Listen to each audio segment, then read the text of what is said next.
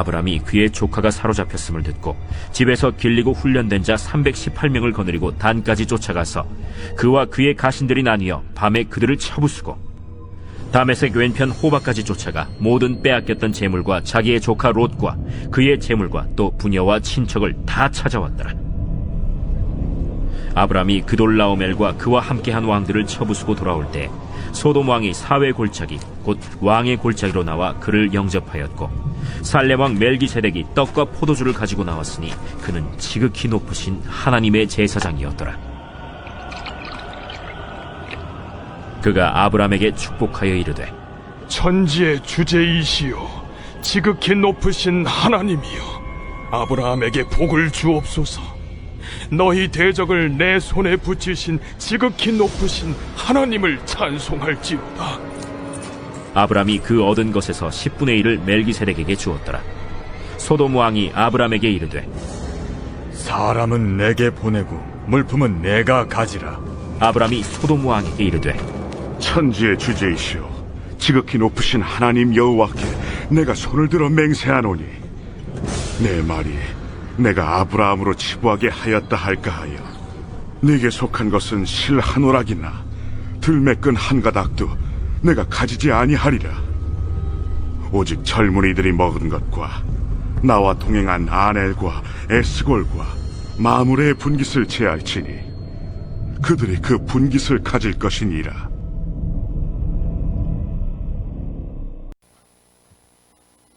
한국에 태어나지도 않았고 지금 사람도 아닌 수천 년 전의 중동 사람 아브라함을 성경에 기록해 놓고 우리가 지금도 읽고 또 깨닫고 설교하는 이유가 무엇입니까?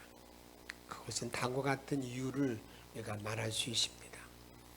하나님께서는 어떤 한 사람을 택하면 그 옛날 아브라함 시대나 수천 년이 지난 오늘이라도 사건의 형태는 다르지만 그 사람을 인도하는 방법은 동일하기 때문에 그렇습니다.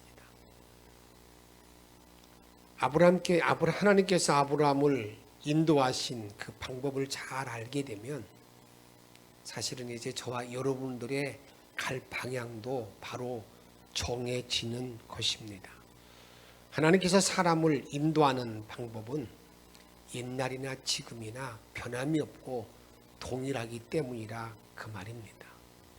만약 어느 사람이 여행을 가기 위해서 먼저 다녀온 사람들의 여행 후기를 봅니다.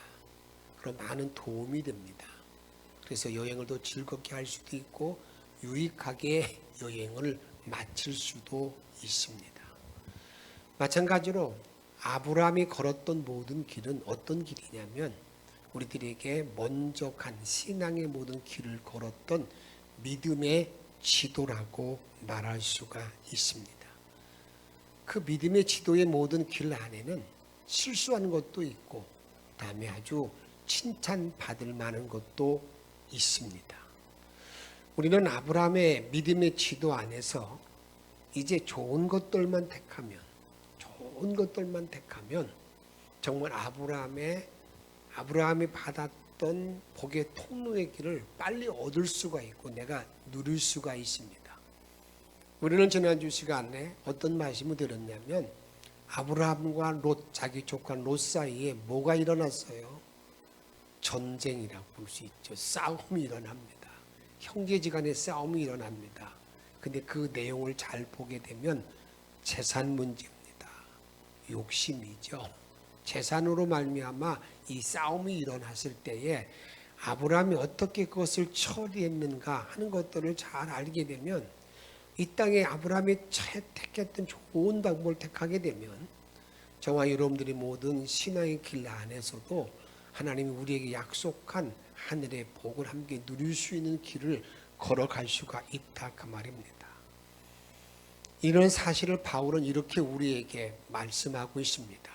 갈라디아서 3장 9절에 보게 되면 그러므로 믿음으로 말미암은 자는 믿음이 있는 아브라함과 함께 무엇을 받는다고요? 복을 받는다는 겁니다. 정말 내가 아브라함이 걸었던 믿음의 그 믿음의 길을 믿음을 가지고 있으면 아브라함과 함께 복을 함께 받는다는 사실을 우리들에게 말씀하고 있습니다.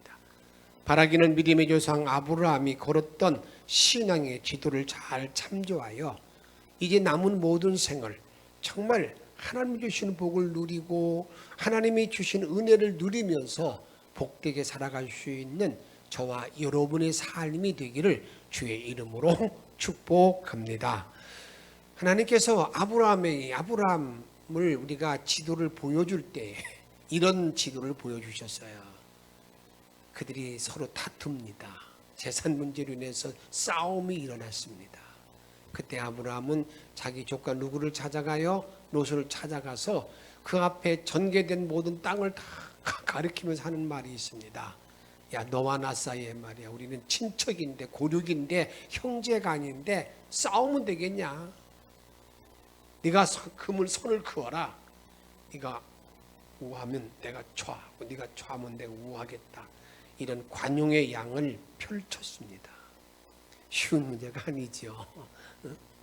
그렇게 관용의 양을 펼치고 난 다음에 이제 조카 롯이 자기가 보기에는 하나님의 여호와의 동산 같은 곳, 너무 좋은 기름진 땅을 택해서 나가잖아요. 소돔과 고모라 땅 근처죠. 그걸 택해서 나가고 난 다음에 성경이 이렇게 말합니다. 어떤 일이 벌어지게 되냐면 하나님이 직접 찾아오세요. 누구를 찾아와요? 아브라함을 찾아와서 아브라함, 너 동서남북을 바라보라는 거예요. 그 말은 우리 안목을 넓혀준 거예요. 지금 내가 보았던 편협된 모든 시각을 바꿔놓습니다. 그리고 난 다음에 이제 그 아브라함으로 하여금 우리가 영적인 말로 말한다면 영안을 열어주셨다는 거예요. 영안을 확 열어주었어요. 이런 어떤 은혜를 입은 아브라함이 되었던 것입니다. 이러한 아브라함이 이제 자기 조카를 보내고 난 다음에 그때 뭐 마음이 어땠는지 기분이 어땠니 그런 걸 전혀 기록해 놓지 않습니다. 어느 날 갑작스러운 비보가 들려옵니다. 어떤 비보가 들려온 거예요? 자기 조카 롯이 그만 그 지역의 다른 부족들에게 붙잡혀서 다 붙잡혀 갔다는 겁니다. 다 재산을 다 빼앗기고 다 가져갔다는 겁니다. 여러분, 이런 말을 들었을 때 아브라함은 다시 한번 관용의 양을 펼칩니다. 쉽게 이렇게 말할 수 있잖아요. 잘 됐다. 그렇게 삼촌도 알아지 못하는 못된 놈 말이야. 너 고생 좀 해야 돼. 그런데 아브라함은요, 그 말을 듣고 난 다음에 어떤 일을 벌이냐면 자기 집에서 길리고 훈련시켰던 군사가 있었어요. 아브라함이 대단한 부자라는 거예요. 자기 집에 318명의 군사를 거느릴 정도의 그러한 가문이기 때문에 큰 부자인데 그 아브라함이 그들을 다 소집해가지고 쫓아가서 다 원상회복시킵니다. 근데 돌아오는 길에 소돔 왕, 그게 당연히 와야 되잖아요. 자기 백성들, 자기 재물 다 뺏겼는데 와서 환영합니다. 그런데 그 소돔 왕 외에 오늘 특별한 인물 하나가 있습니다. 한번 따라합시다. 멜기세덱. 멜기세덱이라는 사람이 나와서 예수님을 그 아브라함을 영접하는 거예요. 멜기세덱. 뭐 전혀 어디요? 멜기세덱이 나와가지고 영접하는데 좀 특별합니다. 좀 특별한 건데 특별하게 아브라함을 이제 영접하고 있는 것이죠. 그래서 오늘은 지난주 말씀드린 것처럼 도대체 이 멜기세덱이 어떤 사람인가? 이 멜기세덱이 어떤 사람인가? 이것을 잘 아는 것, 이게 상당히 성경 안에서 중요한 요소가 됩니다. 우리의 믿음의 좌표가 된다, 그 말입니다. 여기 멜기세덱이 누구입니까? 멜기세덱은 예수 그리스도의 모형입니다. 좀 어려운 말이죠. 멜기세덱이 누구냐고 물으니까 예수님의 모형이라는 거예요. 맞습니다. 예수님의 모형인데 그래서 우리가 성경을 볼 때 우리가 이런 사사로이 풀어가는 것이 아니라는 거예요. 그래서 멜기세덱 그냥 뭐 그 당시 사람이겠지 그렇게 말하고 있지 않습니다. 성경은 언제든지 다 짝을 이루고 여기에서 멜기세덱이 누구인가 알지 못하면 어떤 곳에 그 사람에 대해서 설명해주고 더해주는 말씀이 있습니다. 그런 것들을 잘 찾아 나가면서 그가 누구인가를 찾고 우리가 고백하는 것인데 히브리서 5장 10절 말씀 같이 읽도록 하겠습니다. 하나님께서 멜기세덱의 반차를 따른 대제사장이라 칭하심을 받으셨느니라. 예수님을 말할 때 이제 멜기세덱의 반차를 따라서 대제사장이란 칭함을 받은 사람이 누구냐? 그게 예수님인 것을 히브리서에서 지금 말씀하고 있는 거예요.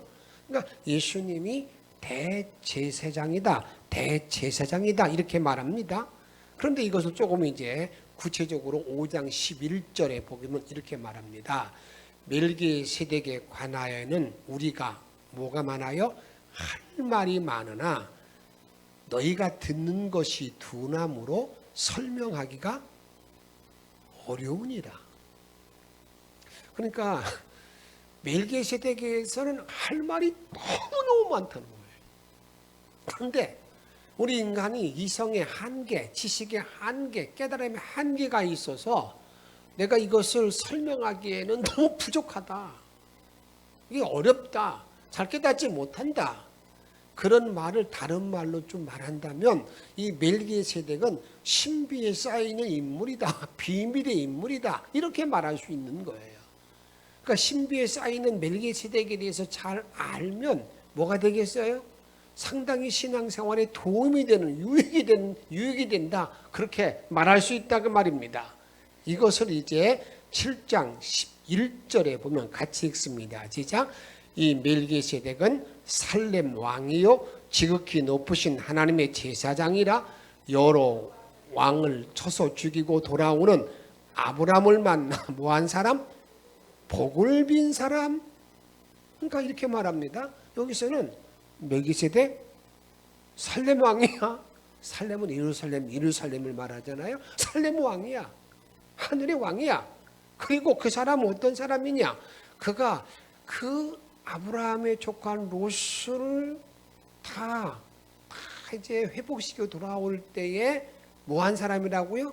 그게 복을 준 사람이래요. 아브라함에게 복을 준 사람이래. 그러니까 멜기세덱은 아브라함의 복을 준 사람이야. 복을 준 사람. 근데 예나 지금이나 여러분 복을 주는 사람은 어떤 사람입니까? 이게 축복을 비는 사람은 이게 높은 사람이잖아요. 복을 주는 사람이라 그렇게 우리에게 말하고 있습니다. 7장 2절에 보게 되면 같이 읽습니다. 시작. 아브라함이 그 모든 것 10분의 1을 그에게 나누어 주니라. 예. 그 이름을 해석하면 먼저는 누구예요? 의의 왕이요. 그 다음은 살렘 왕이니 곧 평강의 왕이라.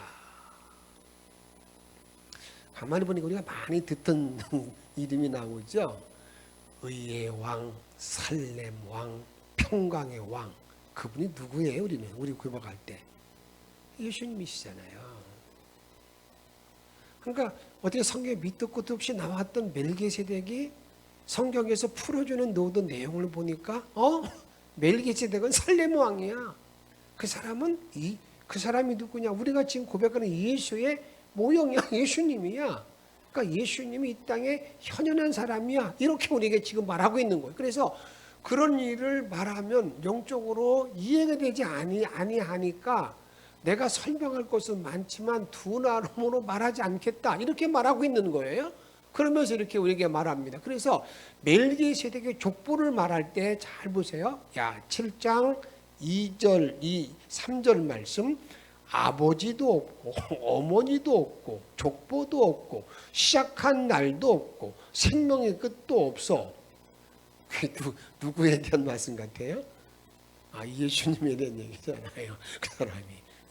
예수님이 태어날 때 이런 모든 것들을 가지고 있고 그래서 요한복음에 보게 되면 그는 태초부터 있던 분이잖아요. 족보는 없어요. 그분 스스로 있는 자라는 거죠. 그렇게 말합니다. 그러면서 7장 3절에 보게 되면 하나님의 아들과 닮아서, 하나님의 아들과 닮았다는 말, 하나님이 하나님. 그래서 그가 항상 뭘로 있다는 거예요? 제사장으로 있다. 7장 4절에 이 사람이 얼마나 높은가를 생각하여 보라. 조상 아브라함도 노량물 중 10분의 1을 그에게 뭐 했다고요? 주었다. 드려 주었느니라.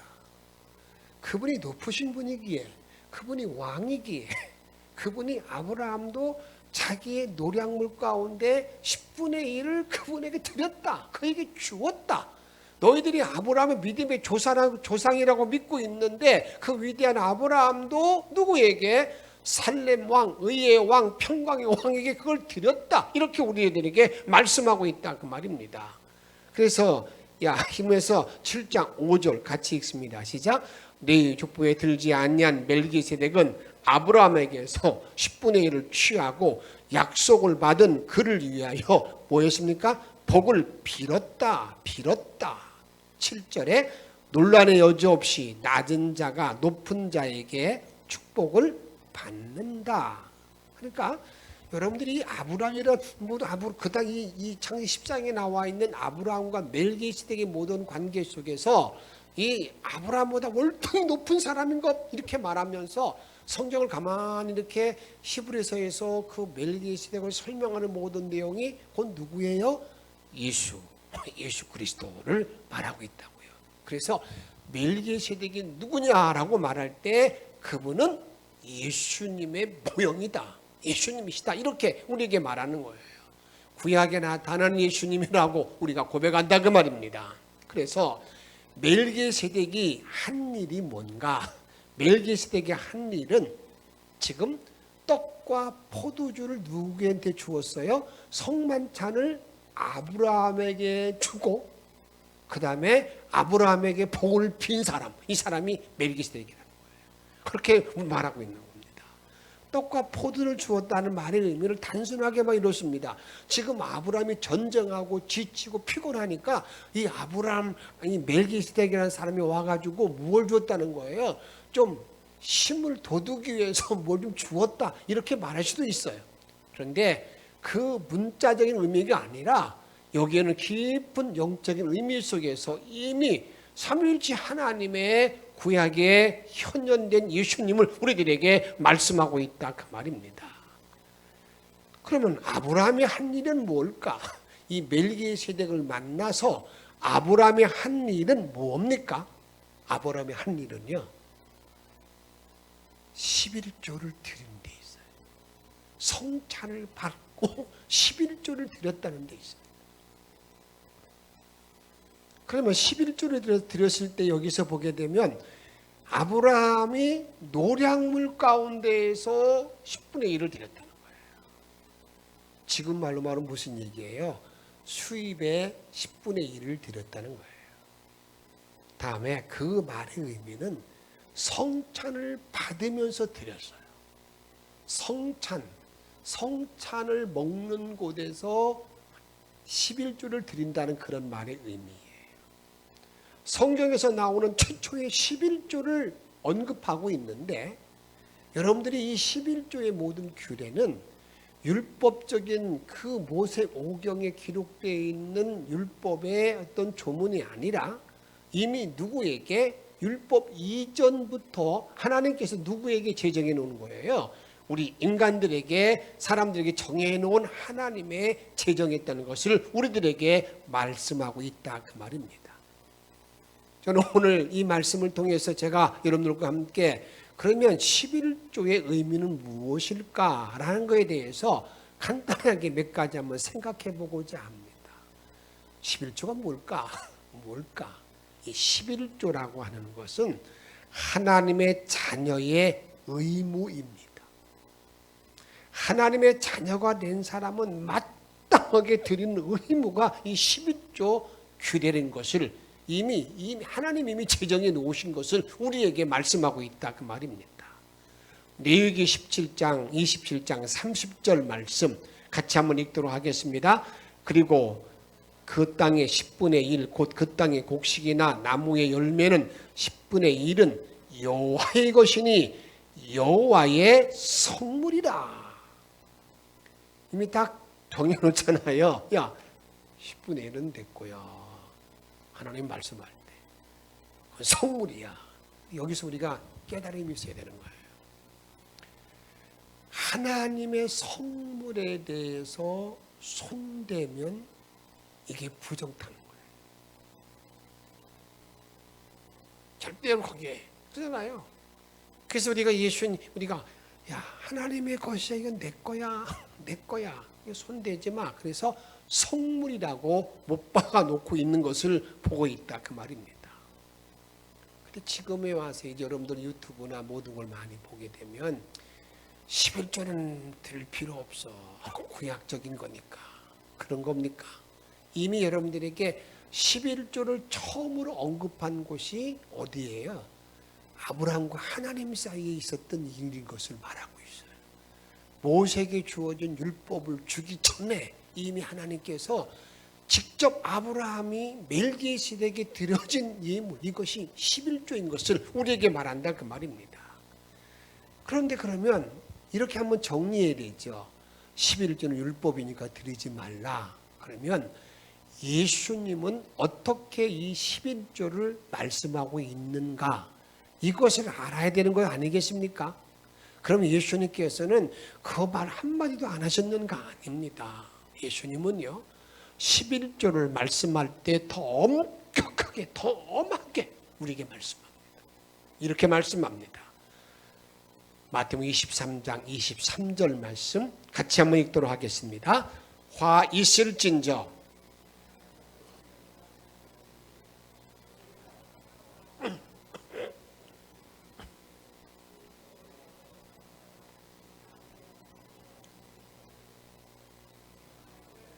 이것도 행하고 저것도 버리지 말아야 할지니라. 아멘. 여기 잘 보세요. 예수님을 공격했던 그 당시 바리새인들과 서기관들 가운데는요, 고구마 캐면 고구마 뿌리를 다 셌습니다. 감자 캐면 감자의 개수를 셌습니다. 그렇게 근처에 12조를 잘 드렸는데 모금조로 드렸죠. 그런데 예수님이 보기에는 너희들은 말이야, 그것보다 더 중요한 바, 더 귀한 것이 있다는 거예요. 그게 뭡니까? 정의와 긍휼과 믿음은 버렸다.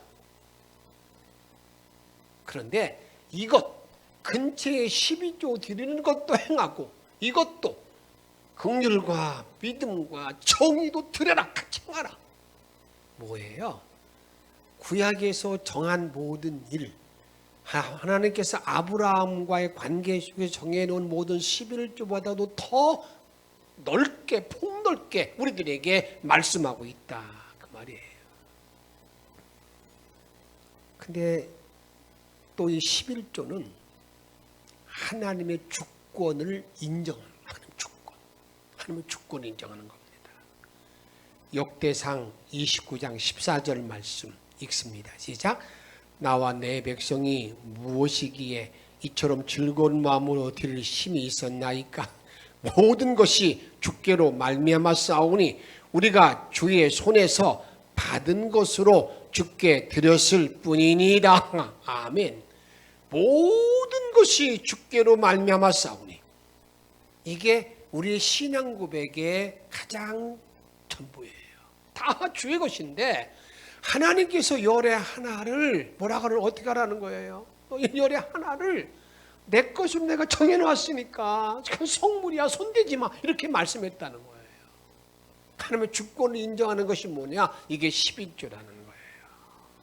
다음에 11조라는 게 뭘까? 11조라는 것은요, 하나님에 대한 헌신, 섬김, 사랑의 표시입니다. 내가 주님을 섬깁니다, 주님을 사랑합니다, 주께 의탁합니다, 이런 모든 신앙의 전체 고백이라 그 말이에요. 예수님 마태복음 6장 21절 이렇게 말합니다. 내 보물이 있는 곳에는 내 마음도 있느니라. 그렇죠? 물질에 있는 곳에 우리 마음이 다 있는 거예요. 여러분, 내가 뭘 하게도요, 돈 문제가 딱 터지면 완전 그 사람의 인격이 다 드러나잖아요. 다 드러나. 24절에 보게 되면 한 사람의 두 주인을 섬기지 못할지니, 한 사람이 두 주인이 뭡니까? 하나님과 재물을 섬기지 못할 것이니 혹 이를 미워하고 저를 사랑하거니와 혹 이를 중히 여기고 저를 경히 여김이라. 너희가 하나님과 재물을 뭐 한다고요? 겸하여 섬기지 못하니라. 그러기에 이 물질의 문제를 내가 바로 정리하지 못하면요, 이건 내가 아무리 내가 하나님을 사랑한다고 말해도요, 주님께서는 아니야, 너는 아니야. 뭐 아직까지 네 마음에 있는 걸 다 내가 마음과 뜻과 정성을 다 했습니다. 그런데 그거 아직 못하고 있으면 아니야, 너 나 사랑하지 않고 있어. 그런 것들을 좀 보면은요, 아주 우리가 여러분, 주님께서는 그렇게 말하는 사람을 향해서 말할 때 이렇게 말합니다. 내 얼굴에 똥 바르고 다니는 사람이라는 거예요. 우리는 이 땅에 살고 있는 날 동안에 내가 있는 모든 물질을, 보물을 내가 가지고 갈 수는 없어요. 그러나 먼저 보낼 수가 있습니다. 그게 뭡니까? 그게 내가 11조를 드리는 것이고 헌물을 드리는 것임을 우리가 알아야 된다, 그 말입니다. 또 하나는요, 11조가 뭘까라고 물을 때 더 큰 축복을 향한 투자. 좀 다 막 그냥 막 영끌이라고,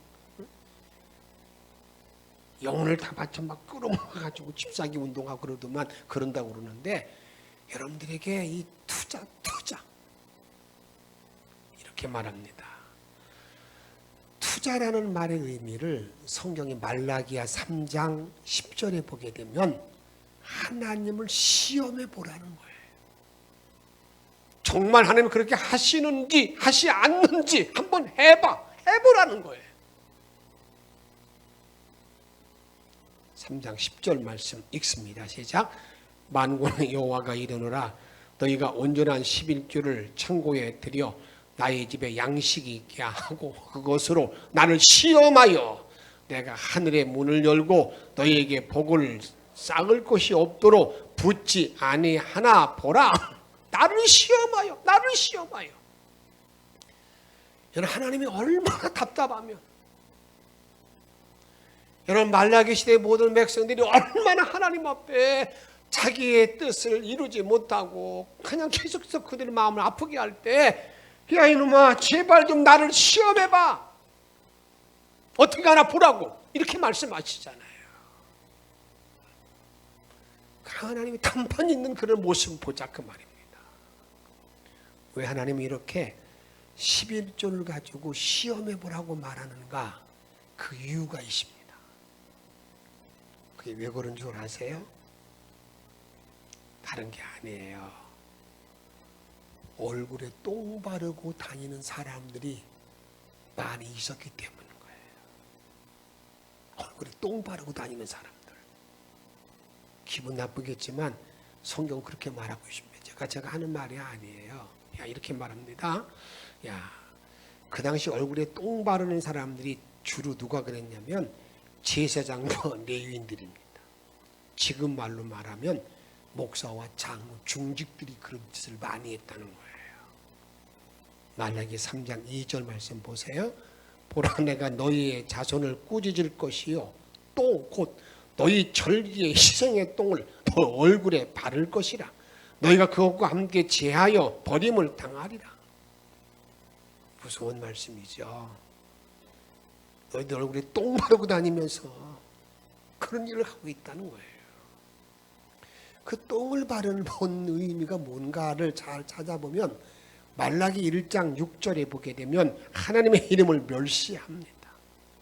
하나님을 공경하지도 않고 두려워하지도 않고 우리가 이렇게 그러면서 천연덕스럽게 우리가 어떻게 했기에 하나님 나를 이렇게 어렵게 만드는 거예요? 그렇게 질문한다 그 말이에요. 아이고, 그냥 역겹지요.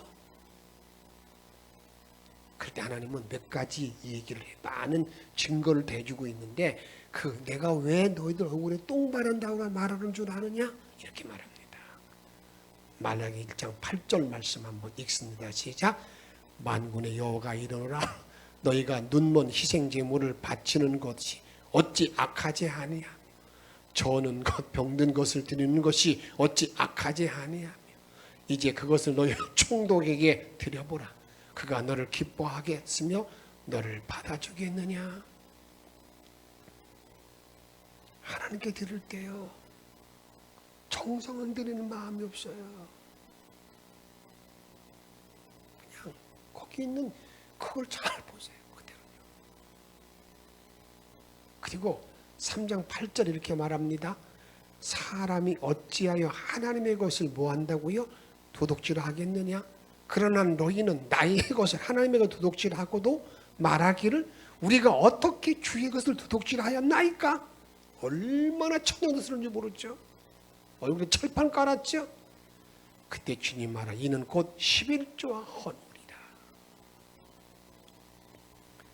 내가 하나님께 예배 드릴 때도요 정말 진실된 마음이 없어요.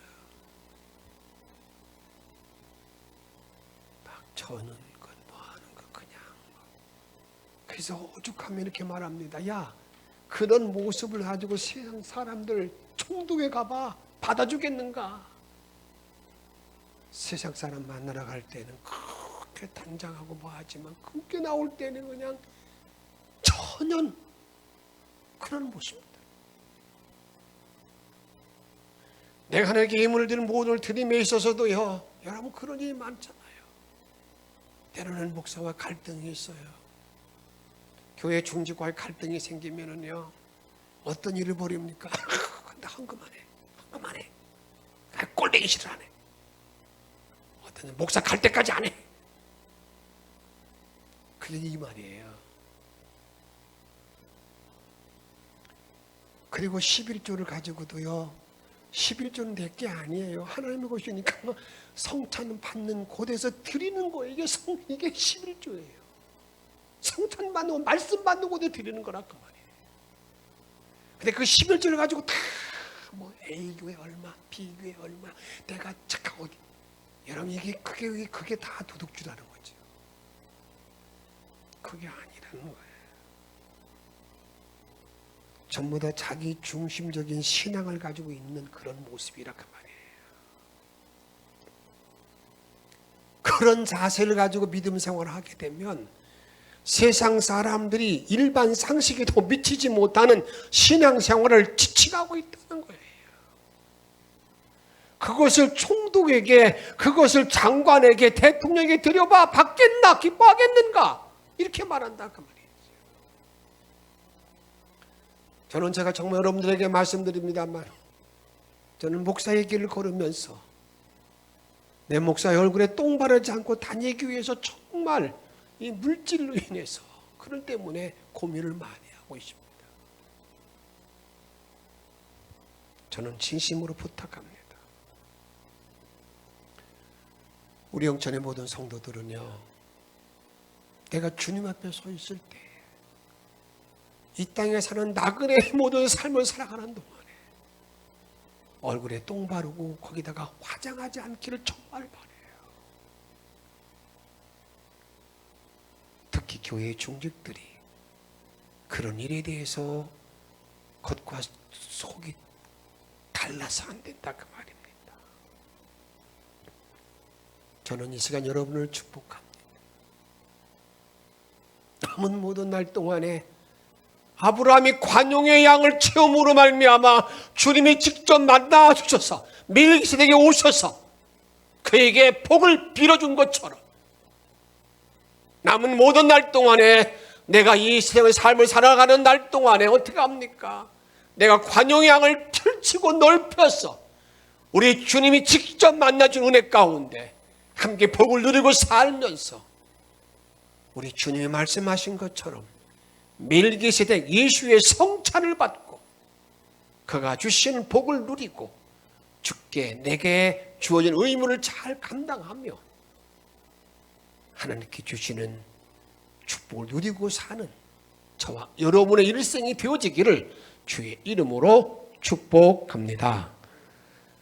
저는 여러분들에게 오늘 말씀을 전하면서 예수가 정말 나의 피난처입니다. 힘들고 어려울 때에 여러분 누가 찾아옵니까? 찾아오시잖아요. 예수님이 누구를 만나러 오신 거예요? 아브라함을 만나러 온 것처럼 나의 피난처에서 주님을 만나기를 바라는 마음으로 찬양 드리도록 하겠습니다.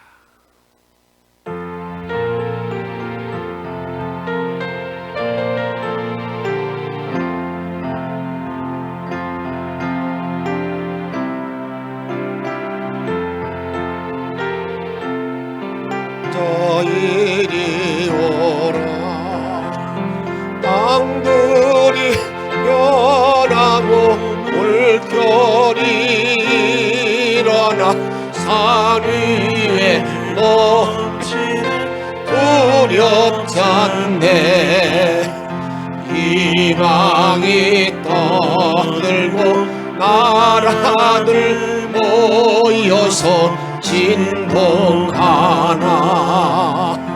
우리 주 목소리 한 번 바라면 전하의 모든 것 나겠네 만유주 하나님 우리를 도우니 피난처요 세상의 난리를 그치게 하시니 세상에 장검이 쓸데없네 높으신 하나님 우리를 구하니 할렐루야 괴로움이 심하고 환난이 극하나 피난처 되시니 주하 1절만 부르겠습니다 피난처 이완하시니 환난을 당한 자 이리 오라 땅들이 변하고 물결이 일어나 산 위에 넘치네 두렵지 않네 사랑 여러분, 이 험악한 세상을 살아가는 동안에 예수가 정말 나의 피난처가 되십니다. 그 피난처를 바라보면 오늘 또 승리하기를 바라. 이 어려움을 극복하기 위해서 기도하십시다. 주님 말씀 기억하면서 함께 통성으로 기도하겠습니다. 성령의 주님을 여호와는 능력과 이거를 그러므로 열어주시는 원하면 영광 받아주시는 원하나이다. 내가 이 땅사람 모든 날 동안에 정말 나를 보내며 어려울 때에 나의 피난처는 주님을 나보고 승리하는 명들에게 나 되게 도와주시는 원합니다. 아버지 놀란 영광은 너희 모든 마음으로 충만한 자리에 들어가기를 원합니다. 놀라운 눈으로 주를 바라보시는 복된 자리에 들어가기를 원합니다. 아버지 놀란 데들어 살아가는 믿음의 종들이 다 되어줄 수 있도록 하나님이 인도하여 주옵소서. 성령의 그 능력의 날개리 걸어줄 줄로 믿습니다. 주는 그 능과 능력으로 충만한 모를 생을 살아갈 줄로 믿습니다. 영광만 받아주시길 원하나이다. 하나님 영광만 받아주시길 원하나이다. 오 하나님 도와주시고 걸어주시길 원합니다. 성령의 충만과 능력으로 주님을 바라보게 도와주시길 원하나이다. 하나님 아버지 기도합니다. 하나님을 주시고 하나님을 주시길 원합니다. 오늘 주님은 말씀합니다. 나의 피난처로 주님께서 아버지 멜기세덱이 주님 아브라함의 힘을 받은 것 마찬가지로 내가 이런 모든 분임을 한명하게 도와주셔서 성령과 너나 형만 걸어갈 수 있는 복된 믿음의 종들이 다 되게 도와주셔서 하늘의 문을 활짝 열어받는 복된 자리에 들어가기를 원합니다.